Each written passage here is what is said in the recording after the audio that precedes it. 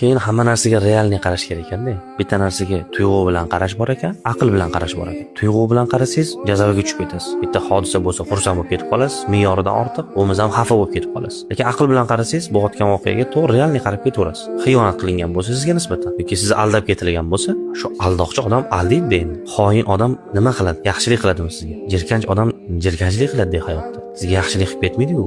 Sizga yordam qilmaydi-ku odam. Faqat sizdagi muammo siqilish nima desa, siz uni xoin ekanligini bilmagan bo'lasiz. O'sha joyda qiynaladi odam. U xiyonat qilgani uchun emas. Xoin odam shuna xiyonat qiladi o'zi. Bu yerdagi insonga ta'sir qiladigan narsa, siz uni xoin emas deb bilganingiz.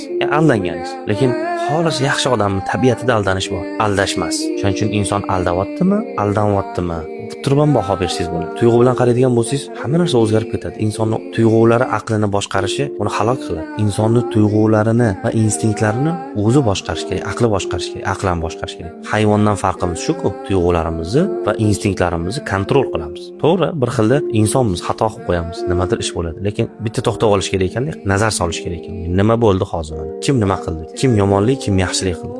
Yomonlik qilgan bo'lsa, iflos odam ekan. Bo'ldi, shu yarashganda shu odamga. Nimaga bunaqa qildi? Bunaqa qilmasa bo'lardi-ku. Mana bunaqa qildim. Yo'q, bu hayot siz xohlagandek bo'lmaydi. Siz yaxshilik qilasiz, sizga yomonlik qilishadi. Siz rostgo'y bo'lasiz, sizni aldashadi. Mana shunaqa hayot bu. Shu sababli boya aytganimizdagi yaxshi odam bilan yomon odam ajratiladi shu yerda. Iflos odam bilan sog'lom odam ajratiladi bu yerda.